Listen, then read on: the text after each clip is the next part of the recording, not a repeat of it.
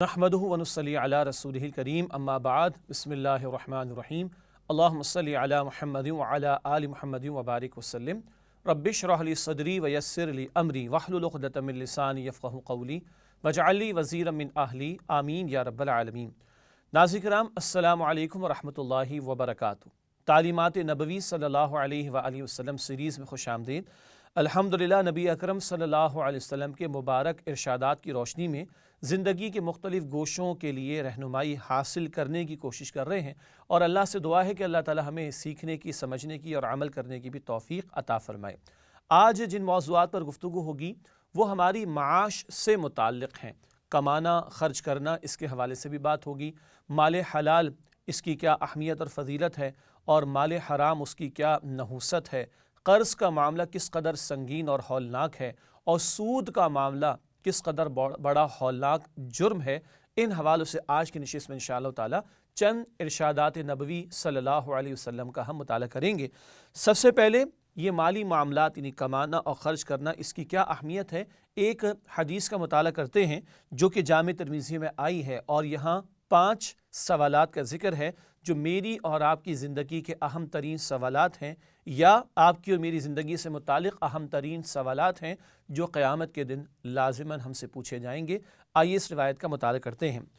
عن ابن مسعود رضی اللہ تعالی عنہ عن النبی صلی اللہ علیہ وآلہ وسلم لا تزول قدم ابن آدم یوم القیامت حتی یسأل عن 5 عن عمره فیما افناہ وعن شبابہ فیما ابلاہ وعن مالہ من این اکتسبہ وفیما انفقہ وماذا عمل فیما علم او کما قال رسول اللہ صلی اللہ علیہ وآلہ وسلم۔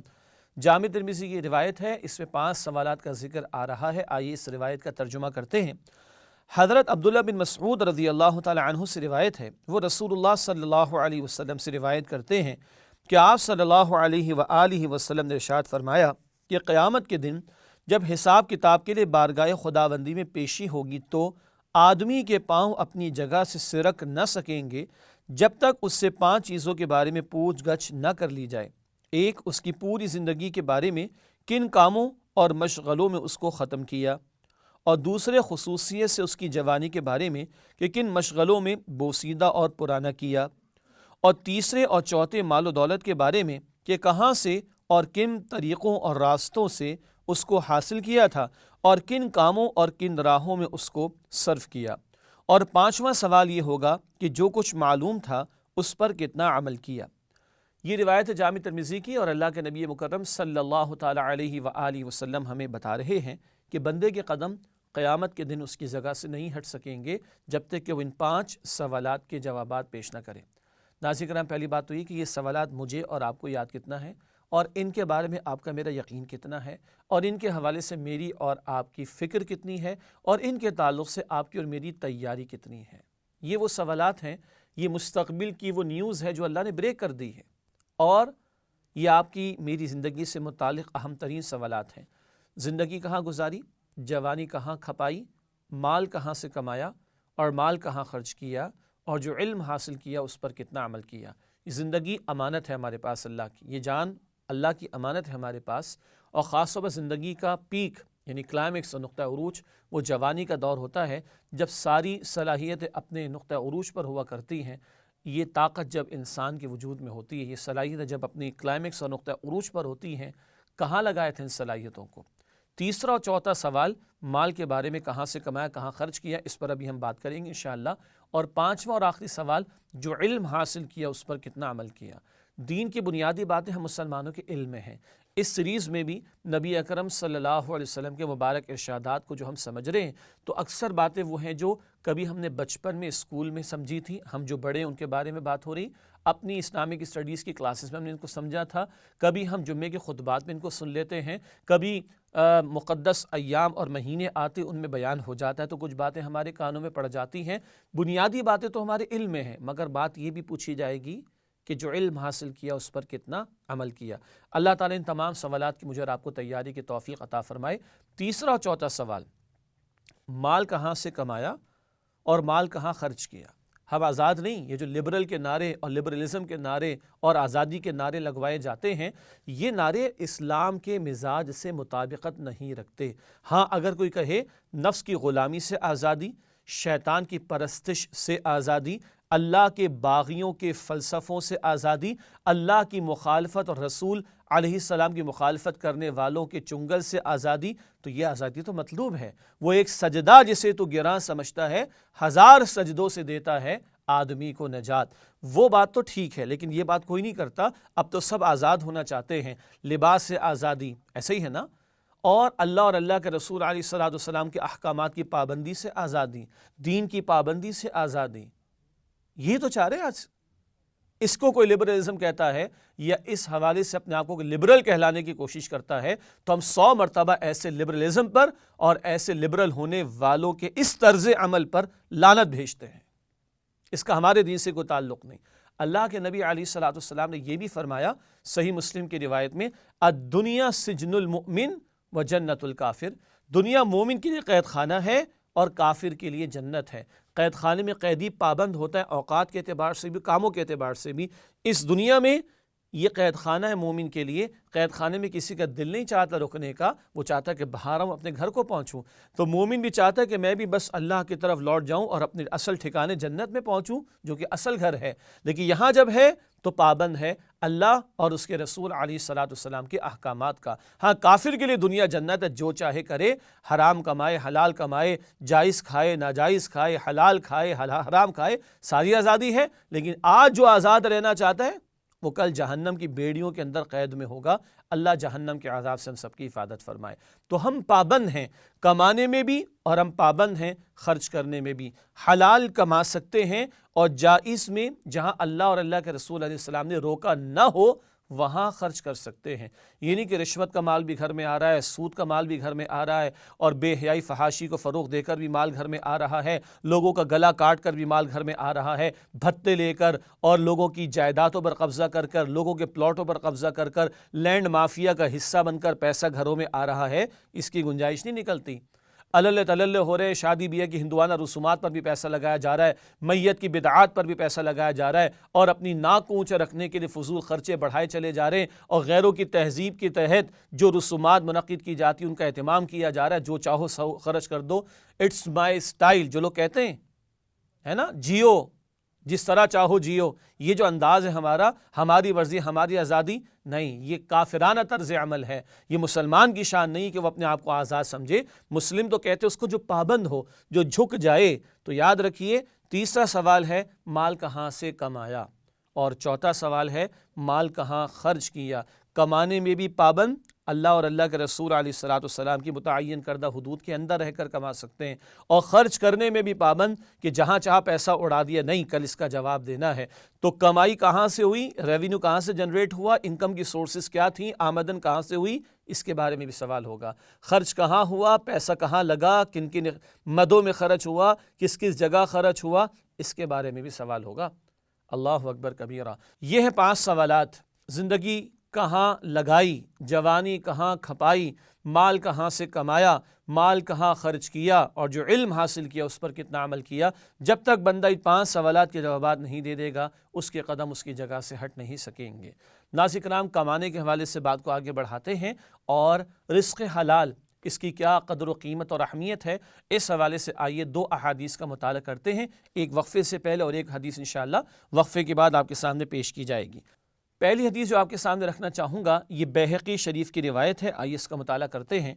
عن عبداللہ رضی اللہ تعالی عنہ قال قال رسول اللہ صلی اللہ علیہ وآلہ وسلم طلب کسب الحلال فریضۃ بعد الفریضہ، او کما قال رسول اللہ صلی اللہ علیہ وسلم. بیہقی شریف کی اس روایت کا ترجمہ کرتے ہیں. ارشاد ہو رہا ہے، حضرت عبداللہ بن مسعود رضی اللہ تعالی عنہ سے روایت ہے کہ رسول اللہ صلی اللہ علیہ وآلہ وسلم نے ارشاد فرمایا کہ حلال حاصل کرنے کی فکر و کوشش فرض کے بعد فریضہ ہے. حلال کمانے کی کوشش کرنا، محنت کرنا، جد و جہد کرنا، یہ ایک فرض ہے فریضے کے بعد. کیا مطلب؟ اور بھی فرائض اللہ نے ہم پر مقرر فرمائے، چاہے وہ نماز کی صورت میں ہو، وہ روزے کی صورت میں ہو، وہ اپنے زیر کفالت لوگوں کی کفالت کرنے کا معاملہ ہو، اور دیگر بھی احکامات شریعت نے جو عطا فرمائے وہ بھی فرائض ہیں۔ ان کے بعد یہ بھی ایک فرض ہے۔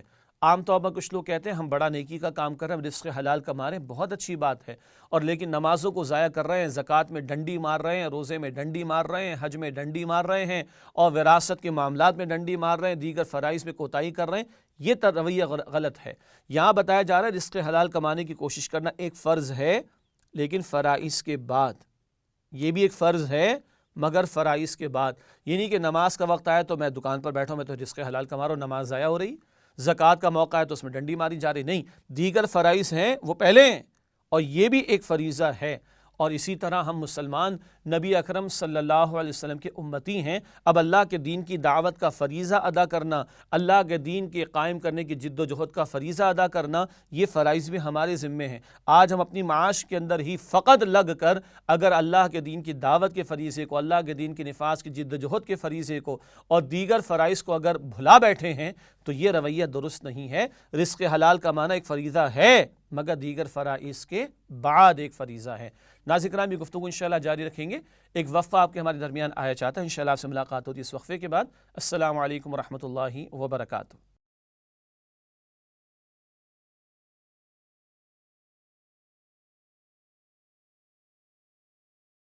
السلام علیکم ورحمۃ اللہ وبرکاتہ۔ ناظرین کرام، پروگرام میں آپ کو خوش آمدید کہتے ہیں۔ تعلیمات نبوی صلی اللہ علیہ وآلہ وسلم کا بیان جاری ہے۔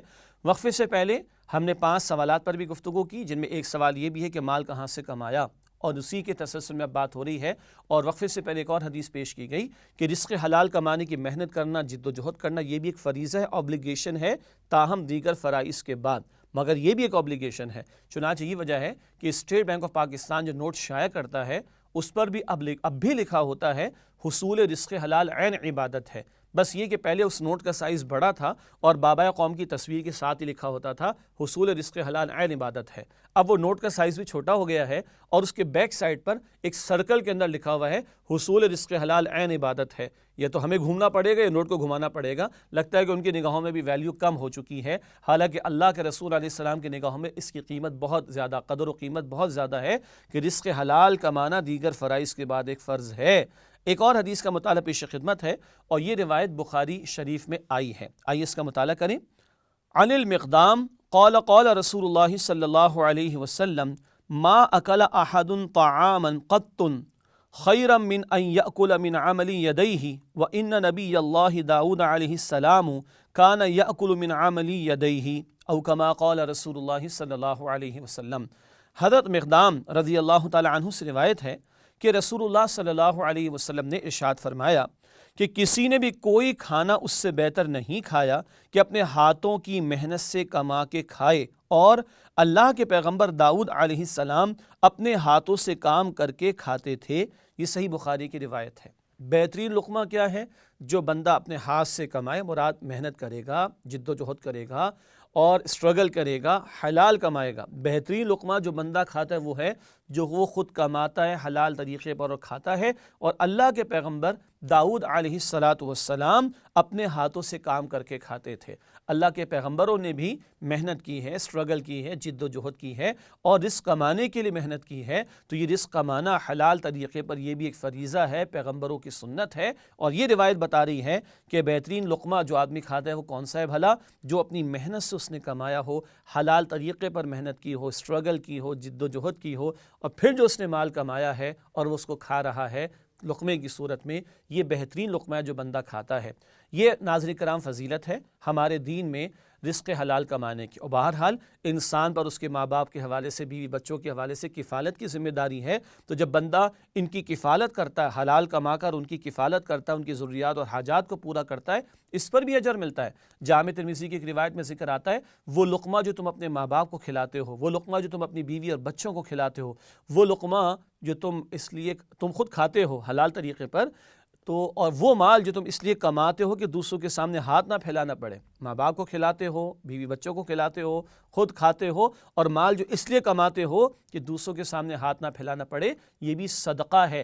یہ کھلانا پلانا، اپنے گھر والوں کی کفالت کرنا، یہ بھی اجر و ثواب کا کام ہے۔ اور بہرحال مرد پر باپ ہونے کے ناطے یا شوہر ہونے کے ناطے یا بیٹا ہے، ماں باپ بوڑھے ہیں، تو اس ناطے مرد پر اس کفالت کی ذمہ داری کو شریعت نے رکھا ہے۔ ضمناً ایک جملہ، عورت ذات پر کفالت کی ذمہ داری یا معاش کی ذمہ داری نہیں رکھی گئی ہمارے دین کی تعلیمات کے مطابق۔ ناظرین کرام، یہ فضیلت تو ہمارے سامنے آئی ہے رزق حلال کمانے کے تعلق سے۔ اب چلتے ہیں اس کی اپوزٹ سائڈ پر، اور وہ ہے مال حرام کا معاملہ۔ حرام آج ہمارے معاشرے میں، اللہ اپنے زبان میں رکھے، بہت عام سی بات ہے۔ ہمارے بڑے بتاتے ہیں، بزرگ بتاتے ہیں، پہلے ہم گلی محلوں میں رہتے تھے تو مارکڈ ہوتا تھا ایک گھر، بیٹا وہ 17واں اور 18واں جو گھر ہے نا، ان 2 گھروں کے ہاں کھانے پینے سے بچنا، کیوں؟ ان کے گھروں میں حرام کا مال آتا ہے۔ اتنی احتیاط ہوا کرتی تھی، اور آج تو وہ تمیز ہی ختم ہو گئی۔ اللہ اپنے حفظ و امان میں رکھے۔ مال حرام کی کیا نحوست ہے، کیا اس کی بربادیاں ہیں، کیا اس کی تباہ کاریاں ہیں؟ آئیے اس حوالے سے چند احادیث کا مطالعہ کرتے ہیں۔ پہلی روایت جو پیش خدمت ہے، یہ مسند احمد میں ہمارے سامنے آتی ہے، آئیے اس کا مطالعہ کرتے ہیں۔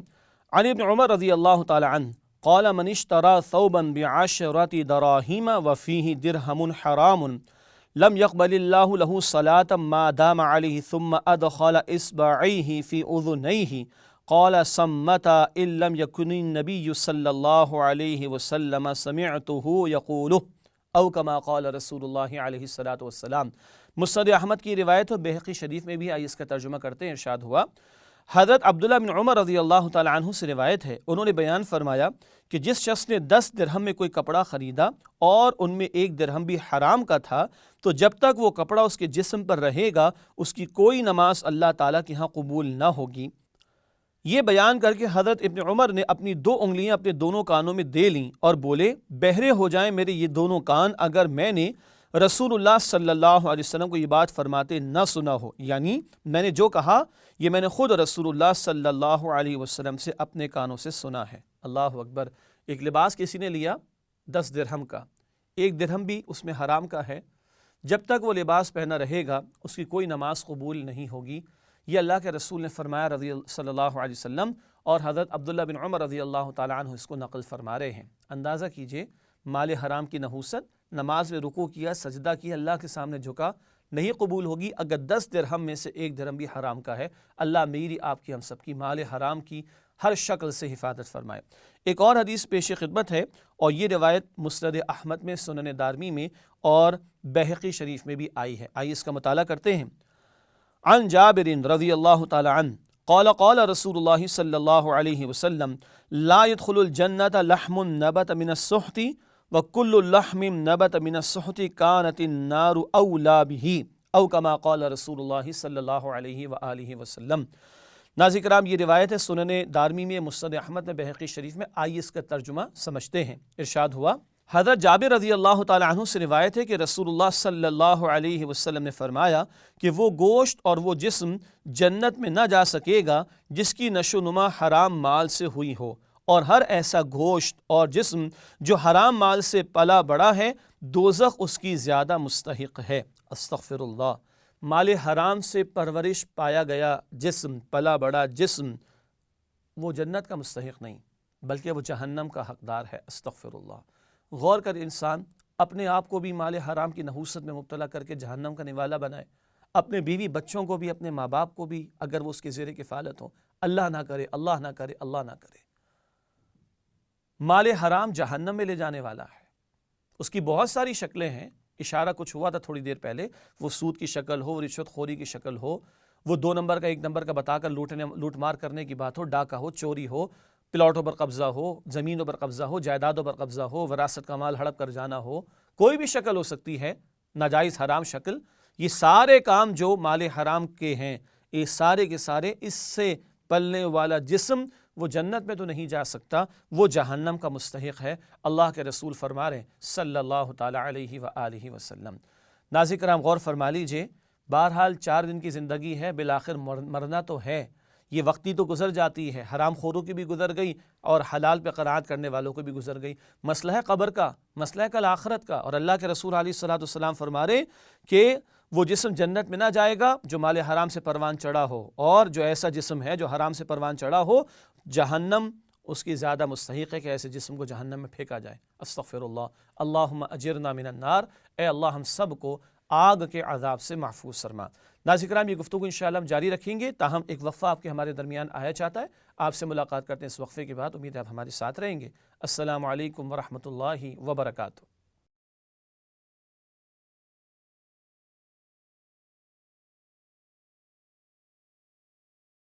السلام علیکم ورحمۃ اللہ وبرکاتہ۔ ناظرین کرام، پروگرام میں خوش آمدید کہتے ہیں آپ کو۔ تعلیمات نبوی صلی اللہ علیہ وسلم کے بیان کے سلسلے کو آگے بڑھاتے ہیں، اور وقفے سے پہلے ہم نے مال حرام کی نحوست پر گفتگو کی تھی کسی درجے میں۔ ایک روایت یہ ہمارے سامنے آئی کہ 10 درہم کا ایک جوڑا یا لباس کسی نے خریدا، 1 درہم بھی حرام کا ہے، جب تک وہ پہنا رہے گا اس کی کوئی نماز قبول نہیں ہوگی۔ اور دوسری حدیث سامنے آئی کہ مال حرام سے پلا ہوا جسم وہ جہنم کا مستحق ہے، جنت میں وہ داخل نہ ہوگا۔ اللہ ہم سب کی حفاظت فرمائے۔ ایک اور روایت کا مطالعہ کرتے ہیں کہ جس سے آج کے ہمارے اس دور کی ترجمانی ہوتی ہے کہ جب حلال حرام کی تمیز ختم ہو گئی ہے اور اس بارے میں کوئی اپنی حساسیت کا اظہار بھی کرے تو اس کو بے وقوف اور جانے کا کچھ کہا جاتا ہے۔ آئیے پہلے حدیث کا مطالعہ کرتے ہیں، پھر مزید بات کریں گے انشاءاللہ۔ یہ روایت بھی بخاری شریف میں آئی ہے، آئیے اس کا مطالعہ کرتے ہیں۔ عن ابی ہریرہ رضی اللہ تعالی عنہ قال قال رسول اللہ صلی اللہ علیہ وآلہ وسلم یأتی علی الناس زمان لا یبالی المرء ما اخذ منہ من الحلال ام من الحرام او کما قال رسول اللہ صلی اللہ علیہ وآلہ وسلم۔ بخاری شریف کی روایت ہے، آئیے اس کا ترجمہ کرتے ہیں۔ ارشاد ہوا، حضرت ابو ہریرہ رضی اللہ تعالی عنہ سے روایت ہے کہ رسول اللہ صلی اللہ علیہ وآلہ وسلم نے فرمایا، لوگوں پر ایک ایسا زمانہ آئے گا کہ آدمی کو اس کی پرواہ نہ ہوگی کہ وہ جو لے رہا ہے حلال ہے یا حرام، جائز ہے یا ناجائز، کوئی فکر ہی نہیں ہوگی۔ حالانکہ ہم پڑھ چکے ہیں وہ روایت بالکل شروع میں آج کے پروگرام میں، کہاں سے کمایا اس بارے میں بھی سوال ہوگا، کہاں خرچ کیا اس بارے میں بھی سوال ہوگا۔ مگر اللہ کے نبی علیہ السلام بتا رہے ہیں، پیشن گوئی فرما رہے ہیں، اور آج اس دور میں ہم بجا طور پر جی رہے ہیں، فکر ہی نہیں کہ حلال سے آ رہا ہے کہ حرام سے آ رہا ہے۔ تو بھائی فکر ہونی چاہیے، حلال کا کم ہو یہ اللہ کی نعمت ہے، حرام کا ڈھیر ہو وہ خبیث ہے، ناپاک ہے قرآن کے الفاظ کے مطابق، اور حرام اور خبیث کی کثرت کتنی زیادہ کیوں نہ ہو وہ اللہ کے نزدیک تمہارے لیے نقصان دہ ہے۔ اللہ تعالی ہم سب کی حفاظت فرمائے۔ لفظ خبیث قرآن نے استعمال کیا مال حرام کے لیے، عرض کرنا چاہ رہا تھا، تو خبیث کی وَلَوْ أَعْجَبَكَ كَثْرَةُ الْخَبِيثِ، چاہے خبیث کی کثرت تمہیں کتنا ہی متاثر کرے، اللہ کے نگاہوں میں تباہی اور بربادی کے سوا کچھ نہیں ہے تمہارے لیے۔ اللہ تعالیٰ مجھے اور آپ کو حساسیت عطا فرمائے کہ بہرحال اس وجود میں اگر مال حرام جا رہا ہے تو یہ جہنم کی آگ میں جلے گا، جنت کا داخلہ اسے نہیں مل سکتا۔ اللہ ہمارے گھر والوں کی مال حرام سے بھی اور مال حرام کی ہر شکل سے بھی، اور جہاں شبہ بھی آئے، حدیث مسلم شریف میں یہ بھی ذہن میں رکھیے، بعض اوقات شبہ بھی آتا ہے، مشکوک لگتا ہے معاملہ، تو کیا رویہ ہو بندہ مومن کا؟ مسلم شریف کی روایت ہے، حلال بھی واضح حرام بھی واضح، درمیان میں مشتبہ باتیں، مشکوک باتیں، جس سے مشکوک سے اپنے آپ کو بچا لیا اس نے اپنی عزت اور ایمان کی حفاظت کر لی، اور جو مشکوک میں پڑ گیا، مبتلا ہو گیا، وہ حرام میں پڑ جائے گا۔ استغفر اللہ۔ تو مشکوک بھی لگے کوئی معاملہ کہ حرام تو نہیں کر رہا میں، تو آدمی بچنے کی کوشش کرے۔ اللہ میری اور آپ کی ان سارے پہلوؤں کے حوالے سے حفاظت فرمائے، حرام سے بھی اور حرام کی ہر شکل سے بھی، اور جس معاملے میں حرام کا شبہ بھی آ جائے اس سے بھی اللہ سبحانہ و تعالیٰ مجھے اور آپ کو بچنے کی توفیق عطا فرمائے۔ ناظرین کرام، اگلے موضوع کی طرف چلتے ہیں، اور وہ ہے قرض کا معاملہ۔ بہت روٹین ہے آج ہمارے معاشرے میں قرض کا معاملہ، قرض کا لین دین۔ کبھی جینوئنلی ضرورت پیش آ بھی جاتی ہے، قرآن اس کی اجازت دیتا ہے، دین اس کی اجازت دیتا ہے، مگر آپ کے علم میں ہے پورے قرآن حکیم میں طویل ترین آیت بھی قرض کے موضوع پر ہے، چاہے وہ انفرادی لیول کا قرض ہو، انفرادی سطح کا قرض ہو، یا وہ تجارتی نوعیت کا قرض ہو، یا انٹرنیشنل لیول کے اوپر ہو، قرض بہرحال قرض ہے۔ طویل ترین آیت قرآن حکیم کی ہے سورۃ البقرہ آیت نمبر 282، البقرہ آیت نمبر 282، جہاں قرآن یہ بتاتا ہے کہ قرض کے معاملے کو لکھ لیا کرو، اس پر گواہ بنا لیا کرو۔ یہ بڑی حکمت بھری باتیں ہیں جو قرآن نے عطا فرمائی۔ احادیث میں قرض کی سنگینی کو بھی بیان کیا گیا، کیونکہ آج کل ہم لوگ کہتے ہیں وہ وعدہ ہی کیا جو وفا ہو جائے، اور مزید ہم کہتے ہیں وہ قرض ہی کیا جو ادا ہو جائے۔ خاندان والوں سے لیا ہوا قرض ہو، محلے والوں سے لیا ہوا قرض ہو، آفس والوں سے لیا ہوا قرض ہو، اداروں سے لیا ہوا قرض ہو، بھاگ جاتے ہیں ہم لوگ۔ ایسا ہی ہے نا، ہم سمجھتے ہیں ہم بچ گئے، لیکن کیا اللہ کی پکڑ سے بھی بچ جائیں گے؟ استغفر اللہ۔ آئیے چند احادیث کا مطالعہ کرتے ہیں، قرض کس قدر سنگین اور حساس مسئلہ ہے اس حوالے سے۔ پہلی حدیث پیش خدمت ہے جو کہ امام شافعی رحمۃ اللہ علیہ نے بھی اپنے مسند میں نقل کی ہے، اور مسند احمد میں بھی اس کو نقل کیا گیا ہے۔ عن ابی ہریرہ رضی اللہ تعالی عنہ قال قال رسول اللہ صلی اللہ علیہ وسلم نفس المؤمن معلقۃ بدینہ حتی یقضى عنہ او کما قال علیہ الصلاۃ والسلام۔ ترجمہ کرتے ہیں اس روایت کا، مسند امام شافعی میں بھی ہے، مسند احمد اور ترمذی شریف میں بھی ہے۔ حضرت ابو ہریرہ رضی اللہ تعالی عنہ سے روایت ہے کہ رسول اللہ صلی اللہ علیہ وسلم نے فرمایا کہ مومن بندے کی روح اس کے قرضے کی وجہ سے بیچ میں معلق اور رکی رہتی ہے جب تک وہ قرضہ ادا نہ کر دیا جائے جو اس پر ہے۔ کیا مطلب؟ جب تک اس کا قرض ادا نہیں ہو جائے گا اس کی معافی نہیں ہے، وہ اس کی روح معلق رہتی ہے، اس کے بارے میں حتمی فیصلہ نہیں ہو پاتا جب تک کہ اس کا قرض ادا نہ ہو جائے۔ یہ اس قدر اہم معاملہ، یعنی بندے کی نجات کے معاملے کو موقوف رکھا جاتا ہے، وہ مؤخر رہتا ہے تب تک کہ اس کا قرض ادا نہ ہو جائے۔ یہ تو اس روایت کا حاصل ہے۔ ایک اور روایت پیش خدمت جہاں شہید کا ذکر آتا ہے، اللہ اکبر، یہ روایت ہے مسلم شریف میں، اور آئیے اس کا مطالعہ کرتے ہیں۔ ان عبداللہ بن عمرو رضی اللہ تعالی عنہ ان رسول اللہ صلی اللہ علیہ وسلم قال یغفر للشہید کل ذنب الا الدین۔ مسلم شریف کی روایت ہے، آئیے اس کا ترجمہ کرتے ہیں۔ حضرت عبداللہ بن عمرو بن عاص رضی اللہ تعالی عنہ سے روایت ہے کہ رسول اللہ صلی اللہ علیہ وسلم نے فرمایا کہ شہید ہونے والے مرد مومن کے سارے گناہ راہ خدا میں جان کی قربانی دینے کی وجہ سے بخش دیے جاتے ہیں بجز قرض کے۔ شہادت کتنا بڑا رتبہ، حیات جاودہ جس کو عطا ہو جائے، کتنا بڑا رتبہ شہادت کا، مگر اللہ کے رسول علیہ الصلوۃ والسلام فرما رہے شہید کے سارے گناہ معاف ہو جاتے، قرض معاف نہیں ہوتا۔ سارے گناہ معاف ہو جاتے، قرض معاف نہیں ہوتا۔ یہ سنگینی ہے قرض کے معاملے کی، جس کو آج ہم لوگ بڑا ہلکا اور لائٹ لیتے ہیں۔ ایک اور روایت پیش خدمت ہے، آئیے اس کا بھی مطالعہ کرتے ہیں۔ یہ روایت ہے ناظرین کرام مسند احمد میں، اللہ کے نبی علیہ الصلوۃ والسلام کا ایک طویل خطاب اور ارشاد ہے، اس کا آخری حصہ آپ کے سامنے پیش کر رہا ہوں۔ ارشاد ہوا والذی نفس محمد بیدہ لو ان رجلا قتل فی سبیل اللہ ثم عاش ثم قتل فی سبیل اللہ ثم عاش ثم قتل فی سبیل اللہ ثم عاش وعلیہ دین ما دخل الجنہ حتی یقضی دینہ او کما قال رسول اللہ صلی اللہ علیہ وسلم۔ یہاں بھی قرض کی سنگینی کا بیان، آئیے اس روایت کا ترجمہ سمجھتے ہیں۔ ارشاد ہوا قسم اس ذات پاک کی جس کے قبضے میں محمد صلی اللہ علیہ وسلم کی جان ہے، اگر کوئی آدمی رائے خدا میں یعنی جہاد میں شہید ہو اور وہ شہادت کے بعد پھر زندہ ہو جائے، اور پھر جہاد میں شہید ہو اور اس کے بعد پھر زندہ ہو جائے، اور پھر راہ خدا میں شہید ہو اور پھر زندہ ہو، اور اس کے ذمے قرض ہو، تو وہ جنت میں اس وقت تک نہ جا سکے گا جب تک اس کا قرض ادا نہ ہو جائے۔ اللہ اکبر، یہ ہے قرض کی سنگینی کا عالم۔ شہید ہو گیا پھر زندہ ہو، شہید ہو گیا پھر زندہ ہو، شہید ہو گیا پھر زندہ ہو، اس کے ذمے بھی قرض ہے، جنت میں داخل نہ ہوگا جب تک کہ اس کے قرض کی ادائیگی کا اہتمام نہ ہو جائے۔ اور اس سے آگے میں عرض کروں، اللہ کے نبی علیہ الصلوۃ والسلام کے سامنے ایک جنازہ آیا، آپ نے پوچھا کوئی قرض ہے اس کے ذمے، عرض کی گئی ہے۔ آپ نے پوچھا مال چھوڑ گیا کہ قرض ادا ہو جائے، بتایا گیا ہے، آپ نے جنازہ پڑھایا۔ ایک اور جنازہ آیا، آپ نے پوچھا اس کے ذمے کوئی قرض ہے، بتایا گیا جی قرض ہے۔ کچھ چھوڑ کر گیا تو بتایا گیا نہیں، چھوڑ کر نہیں گیا، تو آپ رک گئے۔ ایک صحابی نے عرض کیا اللہ کے نبی میں ادا کرتا ہوں اس کا قرض، تو آپ نے نماز جنازہ اس کی پڑھا دی۔ ایک اور جنازہ آیا، پوچھا گیا قرض ہے اس کے ذمے، جی۔ کچھ چھوڑ گیا، جی۔ کچھ نہیں چھوڑ گیا، مقروض ہی جا رہا ہے۔ کوئی ذمہ لیتا ہے، کسی نے ذمہ نہ لیا۔ اللہ کے رسول علیہ السلام نے فرمایا کہ تم اس کا جنازہ پڑھو، میں نہیں پڑھاتا۔ اللہ اکبر، مقروض آدمی اللہ کے رسول علیہ السلام کی شفاعت سے اور دعا سے محروم ہو رہا ہے، استغفر اللہ۔ اور آج ہمارے معاشرے میں کیا ہے، ذرا سی بات کے اوپر ہمیں تو یہ بھی چاہیے، مکان بھی بہت بڑا ہونا چاہیے، گاڑی بھی نہیں ہونی چاہیے۔ بھائی ہر آدمی کے پاس بنگلہ نہیں ہو سکتا، ہر آدمی کے پاس مہنگی اور بڑی گاڑی نہیں ہو سکتی، ہر آدمی کے بچے بہت مہنگے اسکولوں اور اداروں میں نہیں پڑھ سکتے، سارے لوگ کبھی امیر نہیں ہو سکتے، یہ ان نیچرل بات ہو جائے گی۔ اپنی سی کوشش کرے جائز معاملات میں جائز حاجات کو پورا کرنے کے لیے جائز طریقے پر، مگر اپنی چادر سے پیر باہر نکالنا اور پھر مقروض حالت میں دنیا سے جانا، شادی بیاہ کے فضول خرچوں کے لیے لمبے چوڑے اہتمام کیے جاتے ہیں پیسہ لینے کے لیے قرض کے طور پر۔ پھر یہ کریڈٹ کارڈز کا معاملہ ایک پورا جال ہے، کبھی چھٹیوں کا پلان، سمر ویکیشن پلان، کبھی گھومنے پھرنے کا پلان، کبھی اسپلٹ اے سی کے لیے کریڈٹ کارڈ، اور کبھی اور چیزوں کے لیے کریڈٹ کارڈ، اور پھر آدمی اس جال میں پھنستا اور بیچارہ لوگوں سے زکوٰۃ مانگتا پھرتا ہے کہ میں تو اس کے قرض کے جال میں پھنس چکا ہوں۔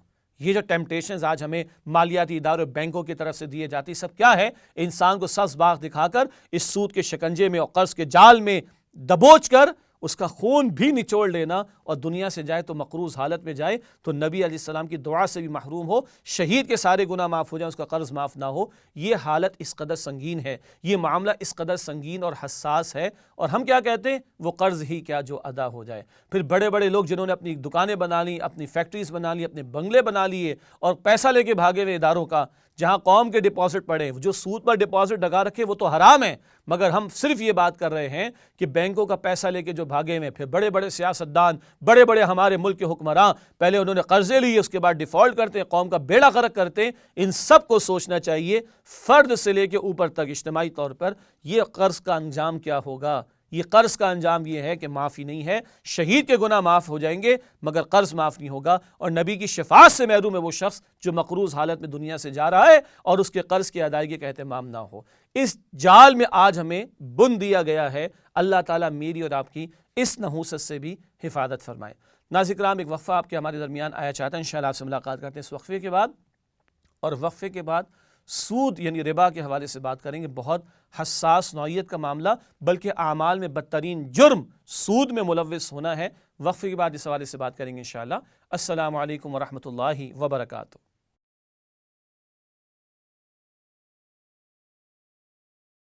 السلام علیکم ورحمۃ اللہ وبرکاتہ۔ ناظرین کرام، پروگرام میں خوش آمدید کہتے ہیں آپ کو، اور اپنا مطالعہ آگے بڑھاتے ہیں۔ اب جو موضوع پیش خدمت ہے وہ ہے ربا یعنی سود کا موضوع، اور اس حوالے سے 3 احادیث کا انشاءاللہ تعالی مطالعہ کریں گے۔ پہلی حدیث یہ مسند احمد اور ابن ماجہ میں ہے، سود خوروں کا انجام کیا ہوگا قیامت میں، اس کا ذکر اس مبارک روایت میں ہمارے سامنے آیا ہے۔ عن ابی ہریرہ رضی اللہ تعالی عنہ قال قال رسول اللہ صلی اللہ علیہ وآلہ وسلم اتیت لیلۃ اسری بی علی قوم بطونہم کالبیوت فیہا الحیات تری من خارج بطونہم فقلت من ہؤلاء یا جبرائیل قال ہؤلاء اکلۃ الربا او کما قال رسول اللہ صلی اللہ علیہ وسلم۔ ترجمہ کرتے ہیں اس روایت کا جو مسند احمد اور ابن ماجہ دونوں میں آئی ہے۔ حضرت ابو ہریرہ رضی اللہ تعالی عنہ سے روایت ہے کہ رسول اللہ صلی اللہ علیہ وسلم نے فرمایا کہ جس رات مجھے معراج ہوئی، میرا گزر ایک ایسے گروہ پر ہوا جن کے پیٹ گھروں کی طرح ہیں اور ان میں سانپ بھرے ہوئے ہیں جو باہر سے نظر آتے ہیں۔ میں نے جبرائیل سے پوچھا کہ یہ کون لوگ ہیں جو ایسے عذاب میں مبتلا ہیں؟ انہوں نے بتلایا کہ یہ سود خور لوگ ہیں، بڑے بڑے پیٹ ہیں اور سانپ بھرے ہوئے اور ٹرانسپیرنٹ ہیں، باہر سے نظر آ رہے ہیں۔ اور جبرائیل سے جب آپ نے علیہ الصلوۃ والسلام نے دریافت فرمایا تو وہ بتا رہے ہیں کہ یہ سود خوری کرنے والے ہیں۔ ربا، اس کا ترجمہ اردو میں سود کیا جاتا ہے۔ قرآن حکیم میں تو یہ کہا گیا، البقرہ کی آیت نمبر 279 میں، اگر ربا کو نہیں چھوڑتے، سود کے معاملات کو نہیں چھوڑتے تو اللہ تعالیٰ اور اس کے رسول صلی اللہ علیہ وسلم سے جنگ کے لیے تیار ہو جاؤ۔ قرض پر کسی قسم کا اضافہ یہ ربا ہے۔ علماء نے بھی اس کی تعریف بیان فرمائی اور احادیث میں بھی اس کا ذکر آتا ہے، کل قرض جر منفعۃ فہو ربا، ہر وہ قرض، کریڈٹ کی ٹرانزیکشن ہو، لون ہو، ڈیٹ ہو، قرض ہو، ادھار ہو، جس پہ کوئی منفعت لے لی جائے، کوئی اضافہ لے لیا جائے، کوئی فائدہ لے لیا جائے، وہ ربا ہے۔ جامع صغیر کی روایت میں بھی یہ ذکر آتا ہے، اور چاہے وہ انفرادی ضروریات کے لیے سودی قرضے کے معاملات ہوں، اس پر بھی اضافہ سودی ہے، اور جو تجارتی قرضے بینکس وغیرہ فراہم کرتے ہیں، یہ ان پر بھی جو اضافہ ہے وہ بھی جو انگلش میں انٹرسٹ کہلاتا ہے، کچھ لوگ یوجری بھی اس کو کہہ دیا کرتے ہیں، تو چاہے وہ کمپاؤنڈ انٹرسٹ ہو یعنی گاڑا اور بڑھتا چڑھتا سود، یا سمپل انٹرسٹ ہو، سود مفرد، سمپل 100 پر 110 روپے واپس کر دینا، ہر قسم کا ربا یا سود اسلام میں حرام ہے، چاہے وہ انگریزی میں انٹرسٹ کہہ دیا جائے، یوجری کہہ دیا جائے۔ اور یہاں بتایا جا رہا ہے کہ سود خوروں کا انجام کیا، کہ ان کے پیٹ بڑے بڑے ہوں گے قیامت کے دن، اور ٹرانسپیرنٹ ہوں گے، سی تھرو ہوں گے، اور ان میں بڑے بڑے سانپ ہوں گے۔ یہ روایت جو اگلی پیش خدمت ہے ابن ماجہ میں بھی ہے اور بہقی شریف میں بھی ہے، آئیے اس کا مطالعہ کرتے ہیں۔ عن ابی ہریرہ رضی اللہ تعالی عنہ قال قال رسول اللہ صلی اللہ علیہ وسلم الربا 70 جزءا ایسرها ان ينكح الرجل امه او کما قال رسول اللہ صلی اللہ علیہ وسلم۔ بہت توجہ سے اس روایت کا ترجمہ سنیے گا، ترجمہ پیش خدمت ہے۔ حضرت ابو ہریرہ رضی اللہ تعالی عنہ سے روایت ہے کہ رسول اللہ صلی اللہ علیہ وسلم نے ارشاد فرمایا کہ سود خوری کے 70 حصے ہیں، یعنی اس سود خوری کے گناہ کے 70 حصے ہیں۔ فرمایا کہ سود خوری کے 70 حصے ہیں۔ ان میں سے ادنا اور معمولی ایسا ہے کہ جیسے اپنی ماں کے ساتھ منہ کالا کرنا، استغفر اللہ استغفر اللہ، یہ سود کے گناہ کے 70 حصوں میں سے کم ترین اور سب سے ہلکا ہے کہ کوئی شخص اپنی ماں کے ساتھ منہ کالا کرے۔ کیسی کراہیت آ رہی اس بات سے، اتنا ہی قبیح جرم ہے یہ سود کا معاملہ، اس کا لین دین، کہ اس کے گناہ کے 70 حصوں میں سے کم ترین یہ ہے کہ کوئی شخص اپنی والدہ کے ساتھ، اپنی ماں کے ساتھ منہ کالا کرے۔ اور آج ہمارے ہاں یہ ہوا میں بھی سود آ رہا ہے، کپڑے میں بھی سود لگ رہا ہے۔ ایک ہم IMF ورلڈ بینک کے قرضوں میں جکڑے ہوئے، اور ہمارے حکمراں وہ اپنی کامیابی اس میں سمجھتے ہیں کہ ہم نے اور بھیک مانگ لی اور قوم کو اور مقروض کر دیا۔ تباہ کاری آج ہمارے سامنے، ایک ایک بچہ جو پاکستان میں اس وقت پیدا ہو رہا ہے وہ 1 لاکھ روپے سے زیادہ کا مقروض پیدا ہو رہا ہے اس سودی جال اور شکنجے کی وجہ سے۔ یہ اجتماعی طور پر تباہی، اور ہم غلام ابن غلام بنتے چلے جا رہے ہیں غیروں کے اور کافروں کے۔ اور انفرادی سطح پر کیا ہے، لوگ قرضوں کے جال میں پھنستے ہیں، کبھی شادی بیاہ کے اخراجات کے لیے، کبھی بڑے مکانوں کے سہانے خواب دیکھنے کے لیے، کبھی اور کسی شے کے لیے، اور پھر اس کے بعد ہاتھ پھیلاتے ہیں، زکوٰۃ مانگتے ہیں، اور پوری زندگی اسی جال میں جکڑے رہتے ہیں۔ یہ تو تباہ کاریاں دنیا میں دکھائی دے رہی ہے، آخرت کی تباہ کاری ہمارے سامنے آ چکی پچھلی روایت میں، اور یہاں بتایا جا رہا ہے کہ سود کے گناہ کے 70 حصے ہیں، کم ترین یہ کہ کوئی اپنی ماں کے ساتھ منہ کالا کرے، استغفر اللہ۔ ایک اور روایت سنیے، یہ روایت صحیح مسلم میں آئی ہے، عن جابر رضی اللہ تعالی عنہ قال لعن رسول اللہ صلی اللہ علیہ وسلم آکل الربا وموکلہ وکاتبہ وشاہدیہ وقال ہم سواء۔ یہ مسلم شریف کی روایت ہے، اس کا ترجمہ کرتے ہیں۔ حضرت جابر رضی اللہ تعالی عنہ نے بیان کیا کہ رسول اللہ صلی اللہ علیہ وسلم نے لعنت فرمائی سود لینے اور کھانے والے پر، اور سود دینے اور کھلانے والے پر، اور سودی دستاویز لکھنے والے پر اور اس کے گواہوں پر۔ آپ صلی اللہ علیہ وسلم نے فرمایا کہ گناہ کی شرکت میں یہ سب برابر ہیں۔ یہ مسلم شریف کی روایت، دینے والے پر لعنت فرمائی، لینے والے پر بھی لعنت فرمائی، اور لکھنے والے پر بھی لعنت فرمائی، اور گواہ بننے والے پر لعنت فرمائی، اور فرمایا کہ سب بالکل برابر ہے اس جرم میں اور اس گناہ میں۔ اللہ ہم سب کی حفاظت فرمائے۔ لعنت کا مطلب اللہ کی رحمت سے دور ہونا۔ رسول اکرم علیہ السلام جس پر لعنت فرما دیں تو وہ اللہ کی رحمت کا مستحق تو نہیں ہو سکتا۔ ہم جن رحمت للعالمین صلی اللہ علیہ وسلم کی شفاعت کی دعا کرتے ہیں، تمنا رکھتے ہیں، وہ اگر کسی پر لعنت فرما دے تو کیا عالم ہوگا۔ اللہ کے رسول علیہ السلام سے محبت کے تقاضوں میں یہ بھی بات شامل کہ ان کی ہدایات پر عمل ہو۔ آج ہم ان کے نام تو لینے والے ہیں، ان سے عشق اور محبت کے دعوے کرنے والے بھی ہیں، مگر کیا ہمارے کاروبار میں کہیں سود تو شامل نہیں ہے؟ تو ہم لعنت کے مستحق تو نہیں ہو جائیں گے؟ ہمارے لین میں اور دین میں، لینے دینے میں سود کے معاملات تو نہیں ہیں؟ ہماری گاڑیاں، ہمارے بنگلے، ہمارے کاروبار، ہماری دکانیں اور ہماری اور یہ اشیاء یہ سود کی ملاوٹ کے ساتھ تو نہیں ہیں جو ہم نے خود سے اختیار کر رکھی ہوں؟ استغفر اللہ۔ لعنت فرمائی سود لینے والے پر، دینے والے پر، لکھنے والے پر، اور اس معاملے پر گواہ بننے والے پر، اور فرما رہے رسول اکرم صلی اللہ تعالی علیہ وآلہ وسلم یہ سب برابر ہیں۔ ناظرین کرام، کچھ دانشور قسم کے لوگ ہمارے معاشرے میں ہیں، ایسی باتیں بھی کر دیتے ہیں، جی قرآن نے سود کھانے سے منع کیا ہے، سود لینے سے منع کیا، دینے سے منع نہیں کیا۔ ایسے لوگ یا تو حدیث کا انکار کرتے یا نہ جانے عقل پرست ہو چکے ہیں۔ قرآن تو کہتا ہے کہ ربا کو چھوڑ دو، اور حدیث کہہ رہی ہے کہ لینے والے پر بھی لعنت ہے اور دینے والے پر بھی لعنت ہے۔ بات بالکل واضح ہے۔ کچھ لوگ کہتے ہیں اس دور کا سود اور تھا، آج کا سود اور ہے۔ غلط بات ہے۔ زنا اس دور میں بھی حرام تھا، آج بھی حرام۔ شراب اس دور میں بھی حرام تھی، آج بھی حرام۔ سور اس دور میں بھی حرام کیا گیا، آج بھی حرام۔ سود اس دور کا بھی حرام، آج کا بھی حرام۔ امت کے علماء کا بھی اتفاق ہے کہ بینک کا سود بھی حرام ہے، یہ بھی ربا ہے جس کو قرآن اور حدیث نے منع کیا۔ اور پاکستان کی وفاقی شرعی عدالت نے بھی 1991 میں 157 صفحات کا فیصلہ دیا تھا، اور بڑے بڑے علماء، اکانومسٹ، تاجر بھی پیش ہوئے تھے، اور سود کی حمایت کرنے والے حکومتی وکلاء اور بینکوں کے بھی وکلاء پیش ہوئے تھے۔ 157 پیجز کے فیصلے کے بعد طے کیا گیا اور بتایا گیا اور ثابت کیا گیا کہ بینک کا سود بھی حرام ہے، جو وہ ربا ہی ہے جس کو قرآن و سنت نے منع کیا۔ اور 1999 میں پاکستان میں سپریم کورٹ آف پاکستان کی شریعت اپیلنٹ بینچ کے 4 ججز نے 1100 صفحات کا فیصلہ دیا اور کہا کہ ہاں، وفاقی شرعی عدالت کا 1991 کا فیصلہ ٹھیک تھا، اور 99 میں سپریم کورٹ آف پاکستان کی شریعت اپیلنٹ بینچ نے یہ فیصلہ دیا کہ بینک انٹرسٹ بھی ربا ہے۔ اور 1100 صفحات کا جو فیصلہ آیا تو سینکڑوں حضرات بھی پیش ہوئے، 500 سے زیادہ کتابوں کے حوالے دیے گئے۔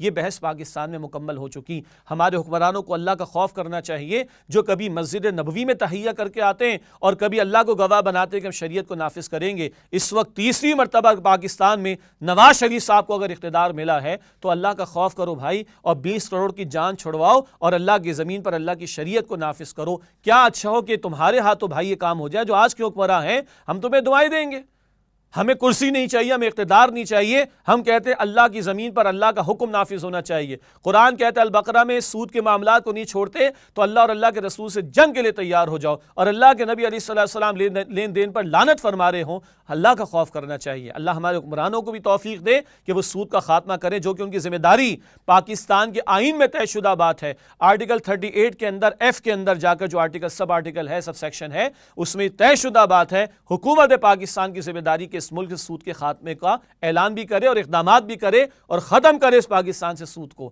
یہ ملک ہم نے اسلام کے نام پر لیا، آج اللہ اور اللہ کے رسول سے ہم جنگ کیے بیٹھے ہیں۔ بھارت جو میں آنکھیں دکھا رہا ہے، ہم تو اپنے آرمی چیف سے بھی گزارش کریں گے بھائی آپ بھی 2 قدم آگے بڑھائیے، اس ملک کے اندر آپ کو صفائی کرنی ہے تو بالکل کیجئے، اور اللہ کی شریعت کی خلاف ورزی جو ہو رہی، یہ جرائم سے پورا معاشرہ آلودہ کیا جا رہا ہے، اس سے بھی پاکستان کو پاک کیجئے۔ بھارت سے جنگ تو ہم نے کرنی ہے اگر کرنی کبھی پڑ جائے، مگر اللہ اور اللہ کے رسول سے جنگ چل رہی ہو تو سوچئے کہ اللہ کی نصرت آ سکے گی۔ اللہ ہمارے حکمرانوں کو بھی، ہمارے ذمہ داروں کو بھی توفیق دے کہ وہ سود کا خاتمہ کرے۔ اتنی گھناؤنی شے، عقیدے میں بدترین جرم شرک ہے، اور اعمال میں بدترین جرم یہ سود کا نظام اور سود کا دھندا، سود کے معاملات ہیں۔ ہمارے انفرادی سطح پر بھی عوام کو اللہ توفیق دے کہ سودی اسکیموں سے، چاہے وہ موبائل کے اوپر لون کا سود ہو، اسی طرح ہاؤس بلڈنگ فائنانس کا سود ہو، سیونگ سرٹیفکیٹس کا معاملہ ہو، لیزنگ کے معاملات ہوں، سودی اسکیموں کے اندر پیسہ لگا رکھا ہے، بچت کی اسکیمیں، قومی بچت کی اسکیمیں جس میں سود کے دھندے چل رہے ہیں، ہم خود بھی بچیں اور اللہ ہمارے حکمران و ذمہ داروں کو بھی سود کے خاتمے کی توفیق عطا فرمائے۔ یہ اتنی سخت باتیں ہمارے سامنے آ رہی ہیں، اللہ تعالی ہمیں بچنے کی توفیق عطا فرمائے سود کی ہر شکل سے۔ ناظرین کرام، الحمدللہ آج ہم نے مالی معاملات کے تعلق سے گفتگو کی۔ قیامت کے دن جو 5 سوالات ہوں گے وہ یہ سوال بھی ہوگا کہ کہاں سے کمایا اور مال کہاں خرچ کیا۔ یہ بات بھی ہمارے سامنے آئی، رزق حلال کمانا ایک عبادت ہے، ایک فرض ہے دیگر فرائض کے بعد، اور بہترین کھانا جو آدمی کھاتا ہے، بہترین لقمہ جو آدمی کھاتا ہے وہ اپنی ہاتھ کی کمائی کا لقمہ ہوا کرتا ہے۔ مال حرام سے پلا ہوا جسم وہ جہنم کا مستحق ہے۔ مال حرام کے ساتھ دعا قبول نہیں ہوتی، نمازیں قبول نہیں ہوتی۔ ہم نے یہ بھی جانا کہ قرض کس قدر شدید نوعیت کا جرم ہے کہ شہید کے سارے گناہ معاف ہو جاتے، قرض معاف نہیں ہوتا، اور ہم نے جانا کہ یہ سود خوری کیا ہے، اس کا کم ترین گناہ کیا ہے کہ کوئی شخص اپنی والدہ کے ساتھ مکالہ کرے، اور قرآن کہتا ہے اگر نہیں چھوڑتے تو اللہ اور اس کے رسول علیہ السلام سے جنگ کے لیے تیار ہو جاؤ۔ اللہ تعالیٰ سے دعا ہے کہ اللہ تعالیٰ ہمیں ان تمام گناہوں سے بچنے کی توفیق عطا فرمائے۔ اللہ ہر حرام سے اور حرام کی ہر شکل سے میری اور آپ کی حفاظت فرمائے، اور اپنے نبی مکرم علیہ السلام کی مبارک تعلیمات پر زندگی کی آخری سانس تک اخلاص کے ساتھ عمل کرنے کی توفیق عطا فرمائے۔ آمین یا رب العالمین۔ وآخر دعوانا ان الحمد للہ رب العالمین، والسلام علیکم ورحمۃ اللہ وبرکاتہ۔